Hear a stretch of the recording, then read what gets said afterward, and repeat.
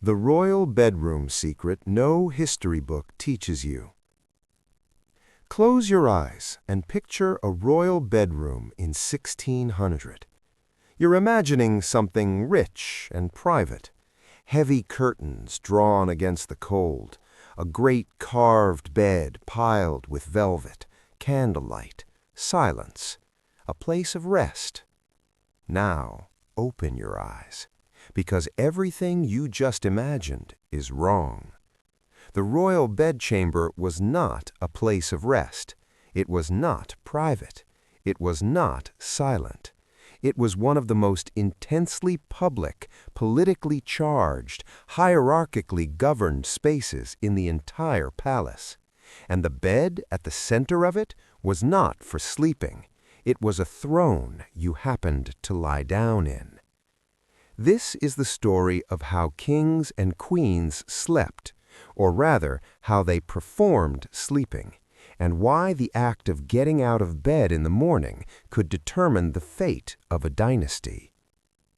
The bedchamber was the innermost ring of a series of nested rooms, each one more restricted than the last. To reach the king's bed, you passed through the great hall, the presence chamber, the privy chamber, each one guarded, each one a filter. Most people at court would spend their entire lives never getting past the second room.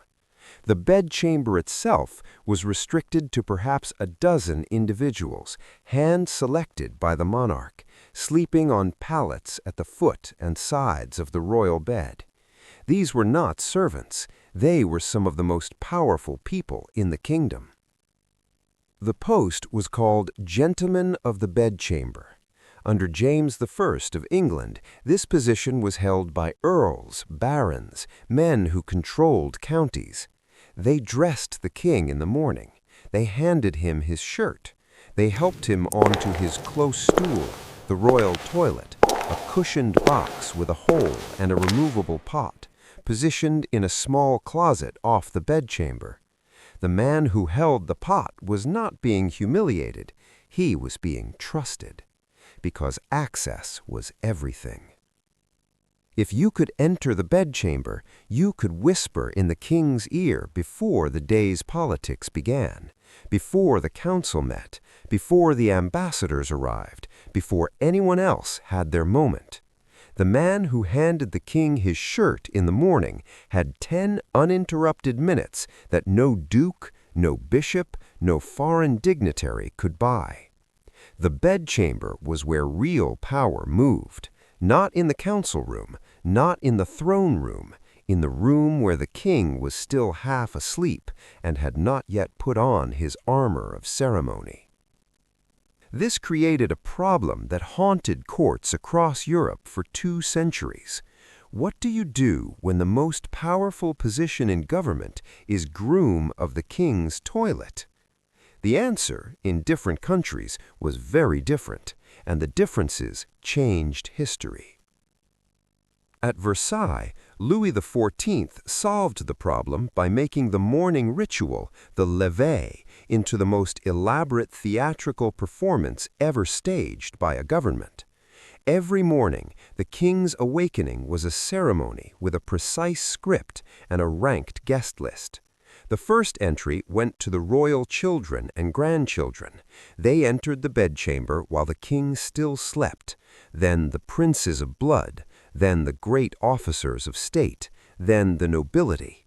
By the time Louis was fully dressed, he had been witnessed by perhaps 100 people, each one admitted in strict sequence, each one knowing exactly where they ranked in the order of the universe, by which door they entered, and at what moment. The king's shirt was handed to the highest-ranking person in the room. If a prince entered as the shirt was being passed, the valet stopped, the shirt was redirected to the prince.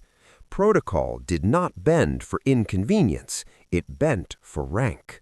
Every man who received the shirt and passed it along the chain knew his place in the hierarchy. There was no ambiguity. The shirt told you who mattered. What the king ate in bed also mattered enormously, and it was watched. The bouche de roi, the royal mouth, was a department of government. Hundreds of officials were employed in the provisioning, tasting, transport, and presentation of food from the kitchen to the royal lips.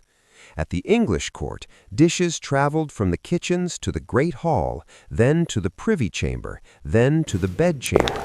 Each handoff recorded, each person involved sworn to their role. Food was tasted at every stage, not because poisoning was always likely, but because the ceremony of tasting said something important.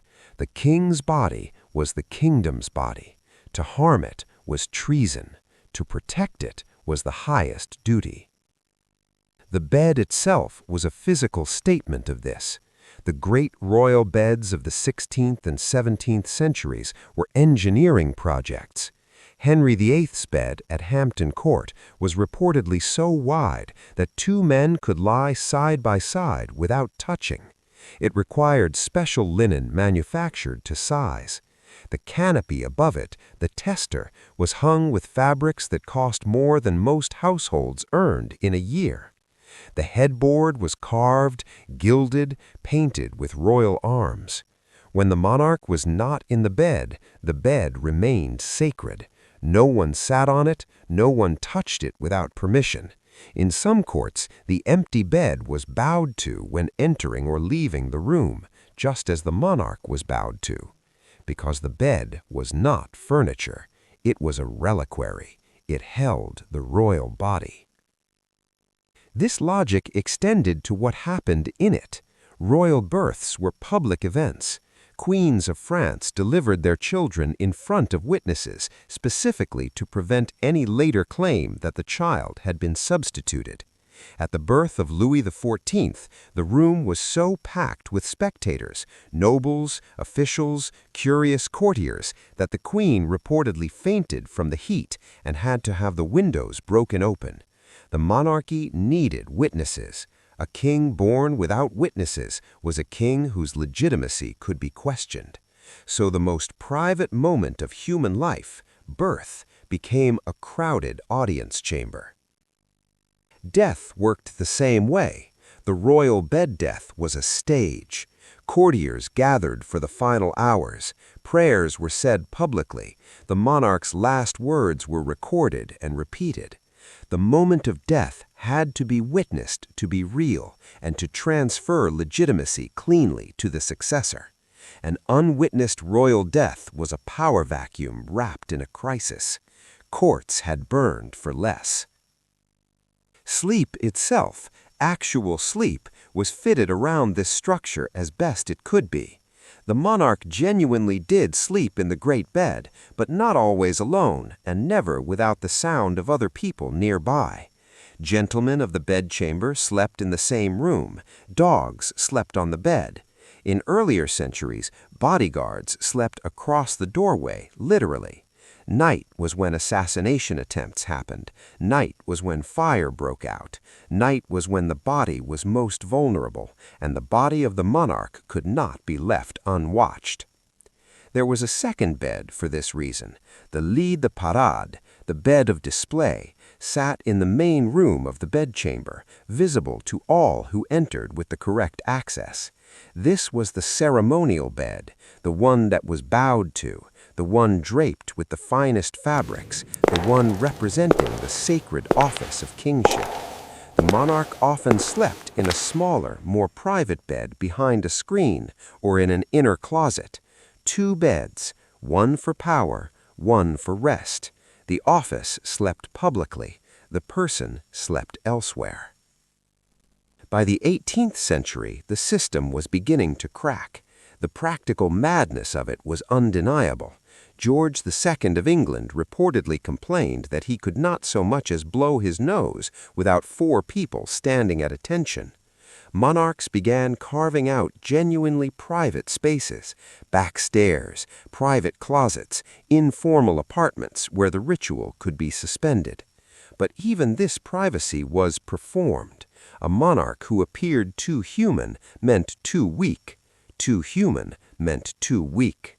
The ritual was not just tradition, it was load-bearing.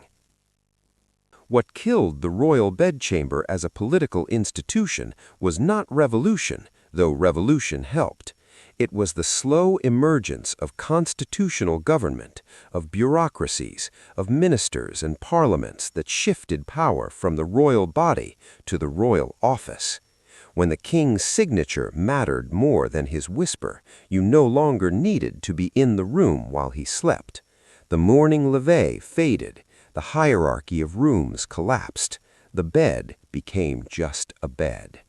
But for 2 centuries, across every major court in Europe, Versailles, Whitehall, the Escorial, Vienna, the most consequential political territory in the kingdom was a mattress. Dynasties rose and fell on who stood closest to it in the morning. Wars were started in its vicinity. Marriages were arranged between. History books teach you about battles and treaties, about the decisions made in council rooms and signing ceremonies. They don't teach you that half those decisions were pre-decided the moment someone handed the king his shirt, in a room most people never saw, at an hour when the world was still dark. The bed was never just a bed. It was the smallest, most intimate, most tightly controlled room of government ever built. And for 200 years, the most dangerous place to be in Europe was standing too far from it.